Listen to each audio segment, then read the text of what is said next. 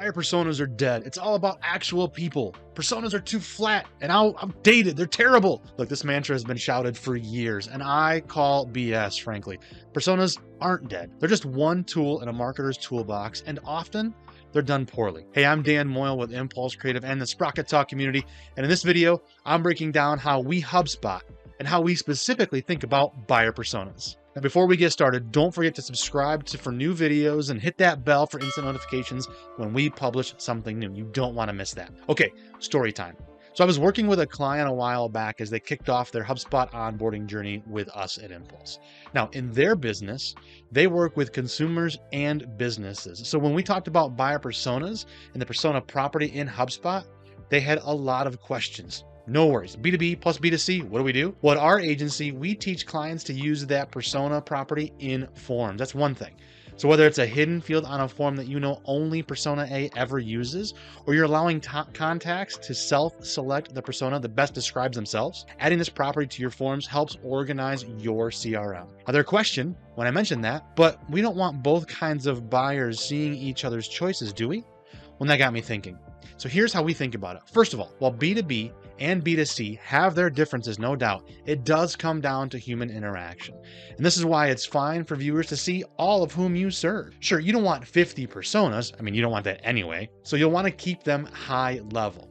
Then you can further segment with other custom properties. Imagine a list of B2C personas and a list of B2B personas mixed together, but on the back end, you have two custom properties that ask them what problem they're solving. Pretty mind-blowing, right? So then when the viewer chooses the B2B persona, the dependent field in HubSpot offers the business problem question. You can do the same thing for corresponding consumer persona.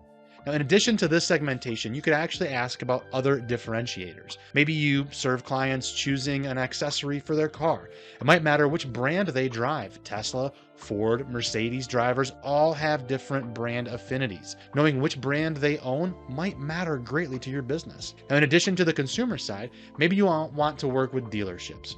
Knowing if they deal in new vehicles, used, or both would be helpful. Now, brands also matter here, but less on the consumer side possibly. So with that in mind, your personas may be driver Deshaun, dealer Dana, and broker Betty.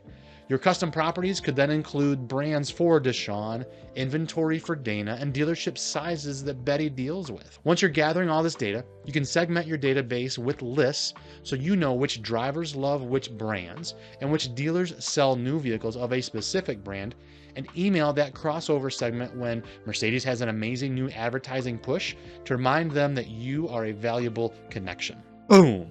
Context, right?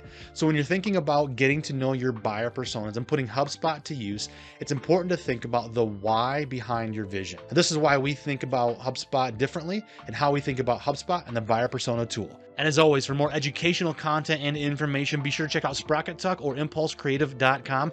And of course, we've got links down below for resources for you also.